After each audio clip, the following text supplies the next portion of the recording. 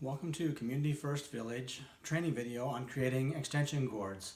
And congratulations on your choice to volunteer at the Christmas light setup for the Community First Village, a place that's making a difference in people's lives, including the lives of the volunteers. As part of setting up the show, we'll be putting in Christmas lights in trees, along walkways, on pillars. Each strand of lights will be connected directly to one of the controllers. And we'll explain controllers in another video. This video is to show you how to create the extension cords that will run from a strand of lights back to the controller if you have that necessary. So what we're using is extension cord wire. It's SPT1. It comes in a roll of 1,000 feet or more.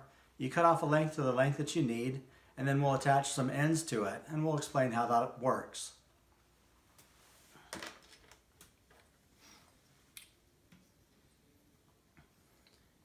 Each extension cord will have one prong end and one slot end. I'll go into some detail about how you set this up, and then at the end of the video I'll show you a very simplified method that will be quick and easy and almost guaranteed to work in every situation and much faster.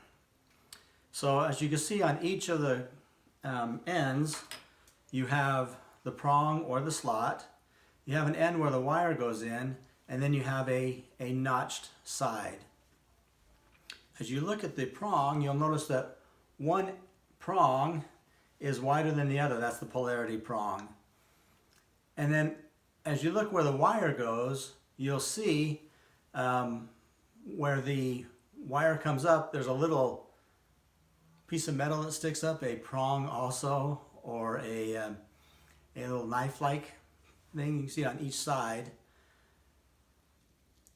And we'll need to make sure that the polarity side on the prong matches up with the polarity on the slot side also.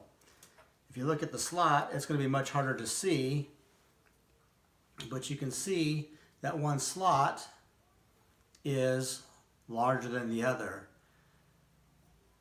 Now on the prong side, you'll notice that the wider one is closer to the side without the notch. On the slot side, you'll notice that the prong with the wider slot is on the side closest to the notch. And we'll get more into that a little bit later.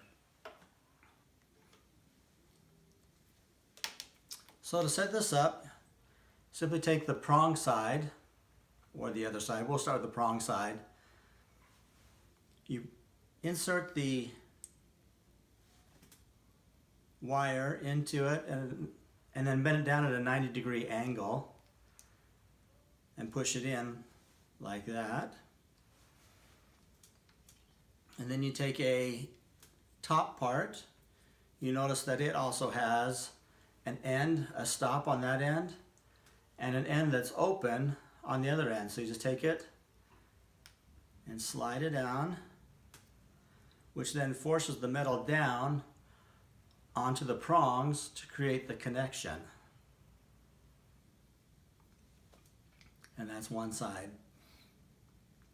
Now the tricky part, and it's not so tricky once you see the end of the video, is making sure that your polarity side from the prong matches the polarity on the slotted side also.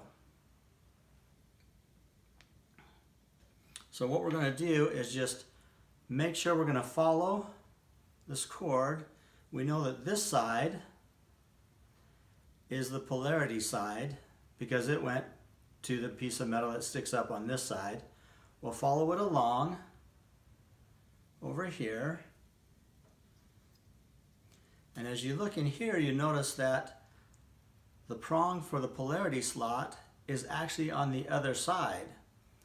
So instead of putting it in like this, we're just going to give it a half a turn and put it in and push it down. And then put the top on and slide it on. Now I'm not going to do it right now because I want to show you the quicker and easier way to do this. but you'll slide this all the way on, and then when we're done, we'll test it and make sure that it works. So let me take this off.